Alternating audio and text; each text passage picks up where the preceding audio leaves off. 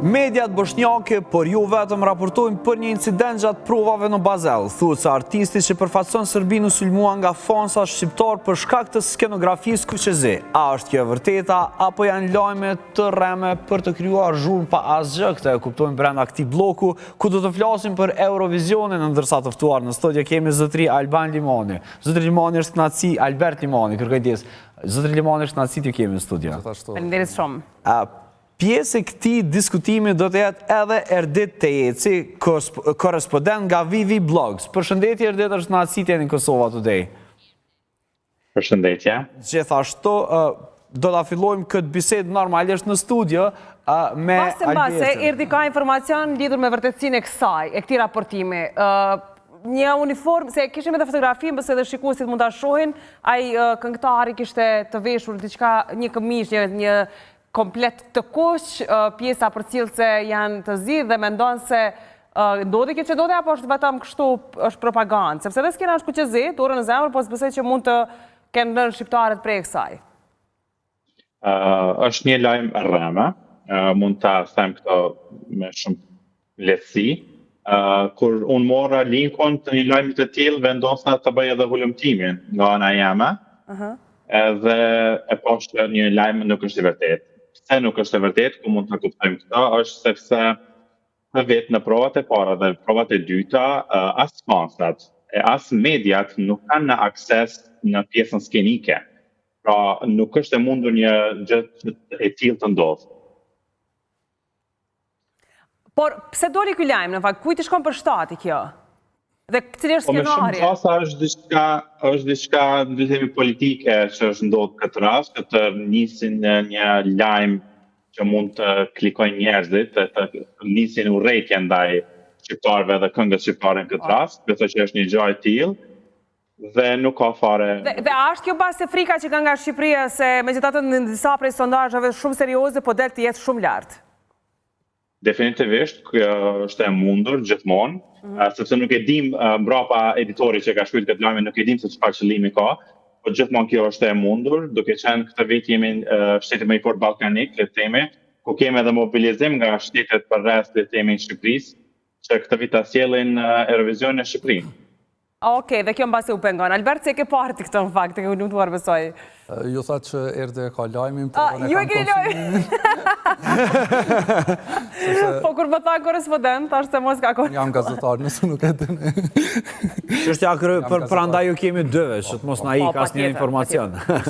Si gazetari akredituar, domethënë edhe këtë vit në Eurovision, u interesova me njerë qysh dje sapo e posh lajmin që të marrë përgjigje nga EBU-ja, dhe ata EBU pra si që dim është organizatore e Eurovisionit, dhe ata sot më kanë kthyer përgjigje dhe kanë mohuar absolut një incident të tillë. Ata kanë treguar pra që këtë vit i kanë shtrënguar shumë rregullat, sepse ju e dini vitin e kaluar ne jemi lidhur live në studio dhe kemi raportuar për incidentin e Holandës, e cila pastaj edhe u përjashtua, dhe këtë vit EBU-ja ka vendosur që të shtrëngoj edhe më shumë rregullat e Eurovisionit për shkak të atij incidenti. A do të ketë një situatë ku ta zëm të dy palët, të dy publiku shqiptar dhe ai serb mund të takohen njëri me tjetrin dhe mund të realizohet kjo që këta paralajmërojnë dhe e duan realitet. Kjo është e frikshme. Është shumë e çuditshme që Eurovisioni është një prej eventeve më paqësorë në botë. Në Eurovision ti shef lamoj të shteteve që ndoshta në realisht ato janë në luftë. Por edhe UEFA ka kampanja shumë të ashpra kundër racizmit dhe kundër gjuhës së keqe, por ndodhin, ato ndodhin. Por UEFA e ndon publikun, në njërin anë është publiku kundërshtar, në anën tjetër është tjetri, por në Eurovision ti shef lamoj, pra siç e thash, afër njëri tjetrit, shef fansa që absolut nuk shënohet asnjëherë asnjë incident sa i përket këtyre problemeve politike. Ndoshta më shumë problemet politike ndodhin në organizim. Shpeshherë delegacionet mund të gjuajnë fjalë mes vete, por EBU-ja, siç e thash, ma ka konfirmuar që një incident i tillë nuk është se ka ndodhur, për shkak se nuk lejohet absolut asnjë fans që kanë raportuar mediat serbe që fansat shqiptare pas kanë ndjekë Se do duhej ta bënin, a? Se do duhej. Unë mendoj që ai do duhej sulmojnë nga vetë serbët, për shkak se ka zgjedhur ngjyrat e flamurit shqiptare, jo nga shqiptarët. Po pse u zgjodhen këtu, a? Se me të drejtë pyesim tash.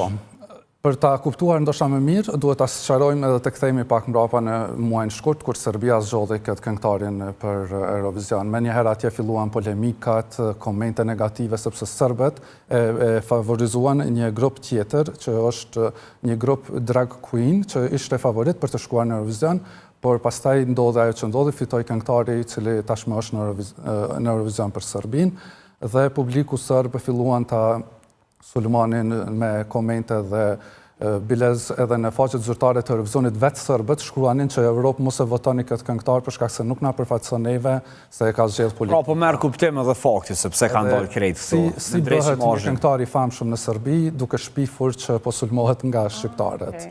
Dhe për këtë ata kanë dashur që ta shtyjnë përpara, domethënë mbështetjen për këngëtarin të cilin nuk e ka as nga vetë qytetarët e saj, dhe kanë shpifur një lajm të tillë. Sepse ju keni qenë Alberto në prapaskene, dini se si zhvillohen, pra nuk ka kushte të ndodhin incidente të tilla. Unë e pash që edhe shefja e delegacionit të Serbisë kishte mohuar një gjë të tillë, ajo kishte thënë që ne jemi në 2 gjysmëfinale të ndryshme me Shqipërinë. Madje po e bëjnë edhe një europian së bashku, kështu që nuk është... Absolut. Por, realisht, cilat janë pritshmëritë tua si Albert për Shqipërinë këtë vit? E përmendi edhe Dona më herët që Shqipëria është duke radhitur shumë mirë në sondazhe dhe në bastore të Eurovisionit. Absolut pres që Shqipëria me pas një rezultat që nuk e ka pas ndoshta këto vitet e fundit. Sigurisht që po flitet... Pro ta te i kaloj susin e Ronës? Nuk besoj, por mendoj që do t'jep në top 10-shën e këtij viti. Okej, edhe se... Si ke parti në fakt, se me të vërtet nga bëhet qefi dhe unë uroj shumë që Shkodra elektronike të ngjitet sa më lartë, se kanë edhe këngët të veçantë, si kombinim janë shumë i veçantë, dhe më kanë thënë, ju që merren me Eurovisionin, pra kolegët tanë, që edhe performancat do ta ketë shumë veçantë. Definitivisht po, performancat tani më i kemi parë videon le të themi të Shkodrës elektronike nga provat. Dhe është prit shumë mirë nga publiku evropian, le të themi, sepse ka një tematik të bukur, është transformuar kënga në pjesën skenike në mënyrë shumë të mirë.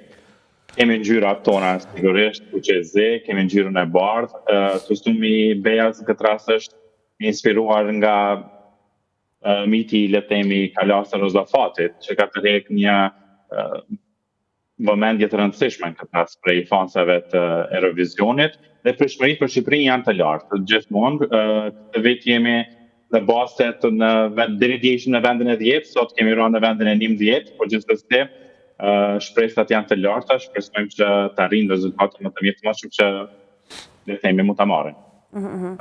Alberto në gjithmonë jam pak person negativ, kështu më intereson me ditë. Hakon sipas te performanca më e dobët e Shqipërisë në Eurovision deri sot. Përveç Ronelës.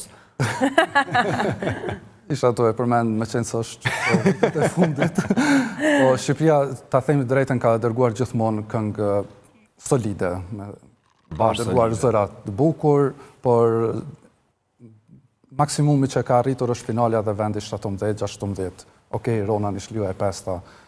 Edhe Anjeza, ka qenë mira, po. Ishte hera e parë dhe normal që... Tu dyja i mbajnë me në të paktonon, kështu duke mësë qenë në base shumë e... Ka pas Shqipëria performancat e cilat nuk kanë qenë në nivelin e Eurovisionit, sidomos në vitet, në fillim ishte mirë, pastaj elshoj pak Bajrakun kështu, dhe ka pas përveç Roneles, më kujtohet Hersi Matmuja, që ka qenë në vitin 2014. Po, e ka këngën e vështirë, Shkodra, apo jo? Është këngë që ka luhatje zëri dhe... Du t'ja afrohet Ronës me performancën? Ne në prova e pam që në provat e para, do më thënë që i kam ba, është dalë një video e shkurt 30 sekonda, e kemi pa që grupi ka qenë pak i tensionuar në skenë dhe pati disa probleme saktësisht, dhe kjo ndoshta ndikoj që Shkodra elektronike të bien nga vendi 10 në të 11 në bastin e Eurovisionit, po besoj që këto do të përmisohen me kalimin e kohës, për shkak se do të ketë prova shumë deri të martën kur është Eurovisioni, dhe besoj që t'i përmisojnë edhe disa gjëra që kanë të bëjnë me regjinë, sepse atje çdo gjë është shumë e rëndësishme. Lëvizja, mënyra se çysh lëviz kamera, çysh prezanton. Dhe është vërtet që çdo gjë paguhet shumë. Edhe një fshek zjarre, edhe një lëvizje ekstra dhe... Po Shqipëria këtë vit e ka ndonjë një buxhet prej 150.000 eurosh, që nuk është se ka ndodhur herën të kaluar. Na kemi folë që vetë këngëtarët i kanë mbulu shpenzimet e e paraqitjes skenike çdo gjë tjetër atje, por këtë vit duket se duke e parë suksesin dhe përfoljen e shumë që Shqipëria mund ta ketë një sukses, ka Radio Televizioni Shqiptar ka vendosur që ta mbështesë financiarisht, që unë besoj që duhet ta bëj çdo vit, jo vetëm kur. Po, dhe a kishte erdhi një arsye të veçantë sepse bëri me Shkodrën elektronike dhe se bëri me të tjerat se dhe mund të ketë një atër mbetje të këngëtarëve në këtë drejtim, se po ta kishin këtë mbështetje me këto para? Personalisht nuk e di se ka RTS-ja, domethënë një buxhet të tillë vetëm për këtë vit, por e dim që këtë vit ka një rritje në buxhet. Do ta shohim në vitet e ardhshme se kjo rritje do të vazhdojë, përveç se Radio Televizioni Shqiptar, Shkodra Elektronike ka pasur mbështetje edhe nga institucionet kulturore dhe nga Bashkia e Shkodrës në Shqipëri, që është le të themi një buxhet ekstra në këtë rast.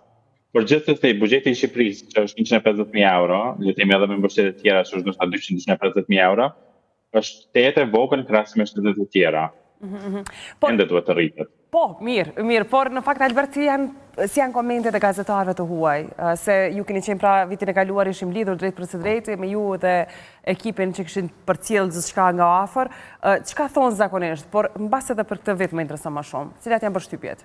Shkodra unike cilësohet si një paraqitje shumë unike, duke nisur prej këngës, prej tekstit, prej melodisë, e cila është jashtëzakonisht shumë shqiptare. Ata kanë zgjedhur që meqense se janë një grup i muzikës tekno, ta them, ata kanë bërë një përzierje shumë të mirë të zhanrit tekno dhe folko, dhe pastaj përveç kësaj ne pam që në skenë ku me pas edhe elemente shqiptare, siç e përmeni erdhi veshja e këngëtares paraqet kështjellën e Rozafës ose legjendën e Rozafës, pastaj ka elemente të tjera të cilat akoma nuk janë zbuluar, por që pak a shumë në skenë do të jetë kështjella e Po, se duke muret e kështjellës dukeshin edhe aty. Dhe gjithçka do të kemi një përfaqësim jo të Shqipërisë, më duket po të Shkodrës këtë vit. Po, dhe Shkodra në fakt është mes Kosovës dhe Shqipërisë, kështu që mbase për çfarësim dinjitosi të dy trevave. Erdi, çka thon gazetarët e huaj? Është prit shumë mirë, madje në website-in tonë, Wavelux, në sondazhin Shkodra Elektronike ka dalë në vend të parë.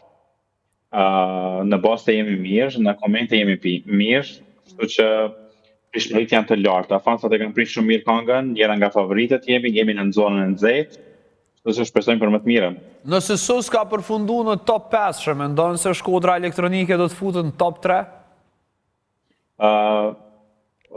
Është e vështirë pak të përgjigjem në këtë pyetje, po viti i Lironës në vitin 2012 që ka marrë vend e 5 ka qenë një vit shumë i vështirë.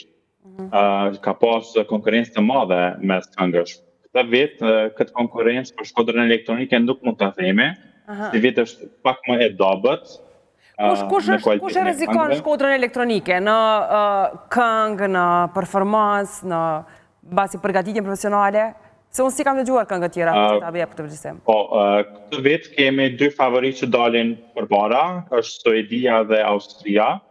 Këto janë dy shtete le të themi që janë në zonën e nxehtë, është Holanda gjithashtu, është Izraeli, një nga favoritët le të themi edhe nga baset. Okej. Ta janë shtete që mund të rrezikojnë, por në shtetet ballkanike nuk kemi le të themi ndonjë rrezik, kështu që shpresojmë që votat e shteteve ballkanike do shkojnë për Shqipërinë. Le të shpresojmë. Albert, për fund, qa mendon të Serbia, mund të me i bu konkurencë në aspektin qoftë artistik, qoftë muzikor, qoftë performancës Shkodrës Elektronike në këtë rast? Absolut, këtë vit pra si që thash, kënga serbe nuk po pëlqet as nga vetë serbët, lere më të votohet pastaj në... Pra një fitore të vogël veç e pas këm mrena Europës. Absolut, kënga e Shqipërisë është një prej paraqitjeve më të mira nga shtetet e Ballkanit, do të jetë më sukses mja pas një dyshim sa i përket këtyre shteteve, sepse shumë shtete tjera nuk do të marrin pjesë, por pres që të ketë... A është verzioni më i mirë i vetës për Shqipërinë Shkodra Elektronike në këtë moment?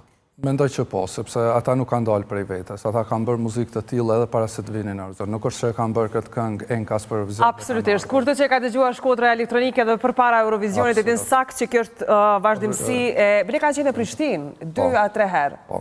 Dhe pikërisht në Prishtinë duket se janë frymzuar të shkojnë në Eurovision. Por fatkeqësisht nuk e kishin Ky vend inspirimeve.